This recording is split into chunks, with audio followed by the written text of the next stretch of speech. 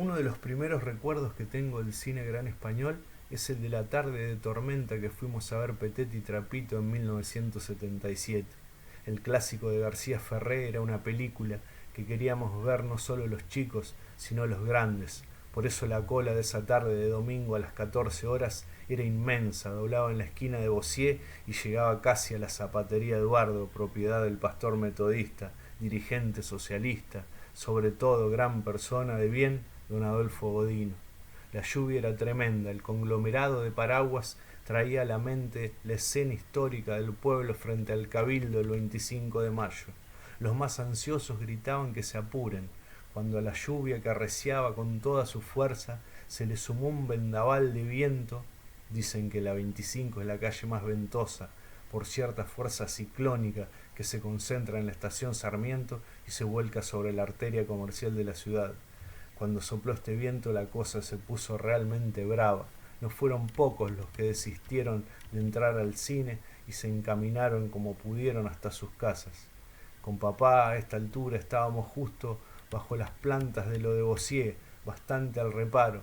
Cuando quedamos justo en la puerta del kiosco de Albertito, le dije a papá que me comprara los chupetunes Lollipop, pero me dijo que hoy no se podía, que mejor comprábamos algo cuando estemos adentro del cine. No me había dado cuenta, pero eran las 2 de la tarde en Mercedes y el cielo estaba tan oscuro que parecía de noche cuando entramos. La lluvia no cesó a nuestras espaldas. Nunca vi tanta gente como ese día en el cine. Tuvimos que empujar un poco para entrar y no sé cómo papá encontró 2 butacas libres atrás de todo. Creo que serían las últimas después. La gente se empezó a acumular de pie en la parte posterior y en el pasillo. Estábamos todos empapados, pero no importaba, la magia del cine nos hacía olvidar de todo. Sobre el final, la tristeza del noble espantapájaros mezcló nuestras lágrimas con las gotas de lluvia que aún seguían cayendo del piso, del cielo. A Petete y Trapito les sigue en la memoria, como vagones de un mismo tren, la vez que acompañada por Claudia, la hija del inolvidable Pablo Manguera Recia, que me llevaba 4 o 5 años, fuimos a ver Heidi, el prehistórico anime japonés basado en una historia de Juana Spiri en las montañas suizas. Cuando el triste momento de que a la niña la llevan al internado regenteado por la señorita Rottenmeier, no lo pude soportar y le pedí a la buena de Claudia que por favor me lleve a casa. Durante unos años viví en la 25, entre 26 y 28, o sea que fui vecino del cine gran español. Creo que durante esos años no falté a ninguna de sus matinés.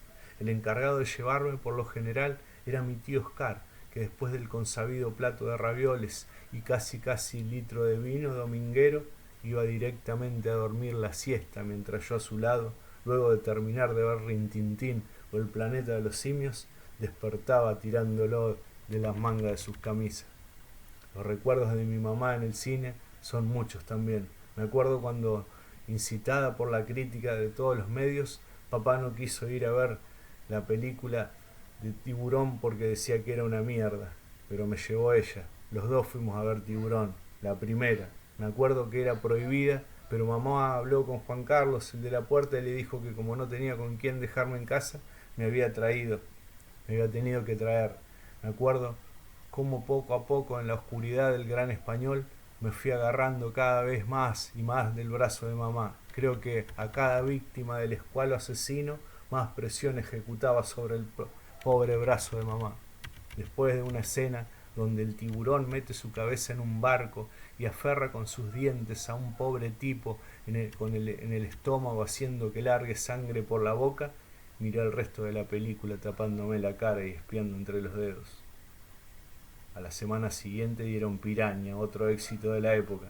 Los chicos se reunían en las esquinas de Mercedes a comentar la escena en que un hombre es devorado por esas palometas, parecidas a las de acá del río de Luján, pero más grandes y más voraces en su propia pileta. Una mañana también fui a ver El casamiento de Laucha, protagonizada por la Andricina y basada en la obra de Roberto J. Pairó, el ilustre mercedino, nacido en una casona de la 36 al fondo, cerca de lo que alguna vez fue la Laguna Brava. También con mamá fui a ver Concord, una moderna película de la época que mostraba las virtudes del novísimo avión francés entremezclada con una historia de espionaje. Una noche escuché a mis padres venir indignados del cine. Decían que era insoportable cómo gritaba ese chico y mamá decía que cuando se puso a vomitar no lo soportó más. Venían de un fallido intento de ver el tambor de hojalata. Una tarde, mientras esta vez con mi papá, disfrutamos de la batalla de Midway, escuchamos un poderoso ruido que nadie sabía a qué asignar. Más de medio cine salió afuera para ver qué había ocasionado semejante bochinche, cuando alguien corriendo desde la esquina de Bossier avisó que se había derrumbado la farmacia San Martín de Baldassini, situada en la calle 24 y 25, en la misma manzana del cine. Después comencé a ir con mis amigos de la escuela al cine Gran Español, con el gordo Telesca sobre todo, que era un fanático. Vimos todo Trinity, todo Adriano Celentano, todo 007, todo Chuck Norris, todo Sylvester Stallone, con las consabidas sagas de Rocky y Rambo, todo Charles Bronson, todo Bruce Lee, el rey de las artes marciales.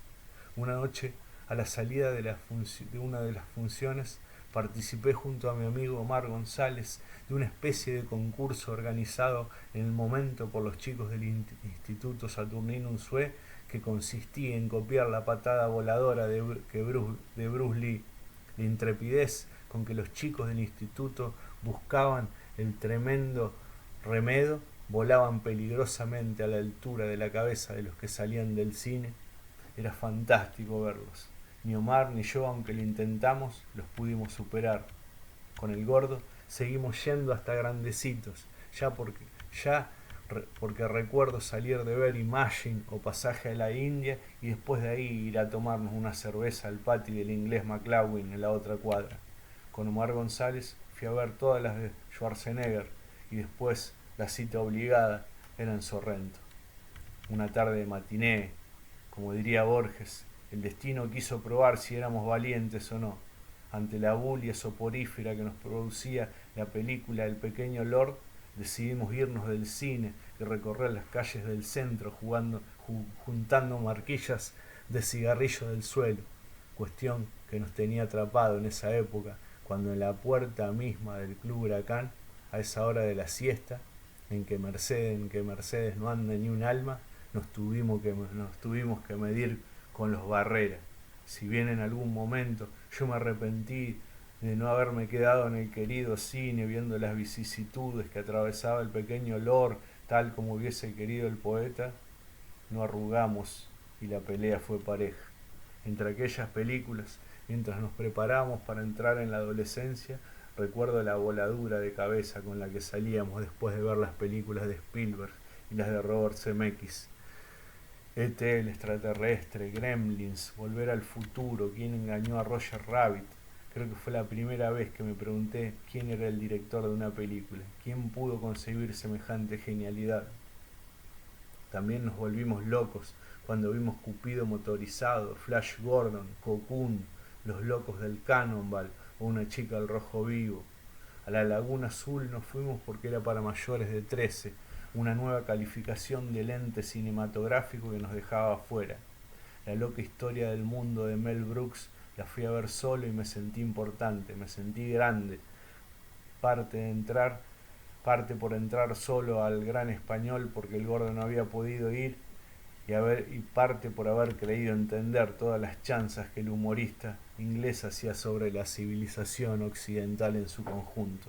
También me empecé a sentir adulto cuando íbamos a ver las últimas de Olmedo y Porcel como Mírame la palomita y tardaba meses en irse de mi mente el cuerpo semidesnudo de Susana Traverso y Mónica Gonzaga. En grupos de amigos juntábamos coraje en la esquina de la juguetería Bossier para que nos dejaran entrar a ver Las colegialas se divierten, Porquis o Emanuel, esclava de la corrupción. 100 años atrás la triquiñuela era exagerar la inocencia en la cara para poder pasar con una entrada de menor. Ahora la cosa había cambiado por completo. Ahora era exactamente al revés. Ahora había que poner cara de hombre, señalarse el incipiente bigote de preadolescente mientras pagábamos para aparentar que estábamos a la puerta de la mayoría de edad. El tema era que la actuación era justo ante los mismos encargados del cine que nos habían visto desfilar por la boletería del cine desde que éramos unos niños. Era un triunfo cada vez que se lograba pasar. Mi rostro lampiño hacía que muchas veces quede afuera. Se decía que de vez en cuando caían inspectores para asegurar de que durante las funciones de trasnoche no hubiera menores. En esas funciones de trasnoche, salvo escasas excepciones, el cine estaba semivacío, había un público que alguien podría llamar marginal, y muchas veces entre conocidos se gritaban cosas a media voz de una punta del cine a la otra. Lucero, viejo verde, a lo que Lucero respondía, callate, Beltrami, que si se entera tu germu que estás acá viendo estas degeneraciones te raja. Chicanas humorísticas como estas eran habituales en las trasnoches entre los mercedinos conocidos.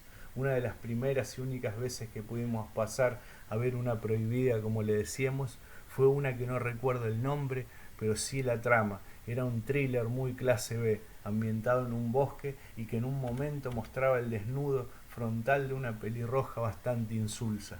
Pablo, mi amigo, indignado por las vueltas que daban en el cine para dejarnos entrar, salió gesticulando con sus brazos en alto, diciendo por eso la prohíben, para eso mejor espiaba a mi hermana cuando se ducha en el baño.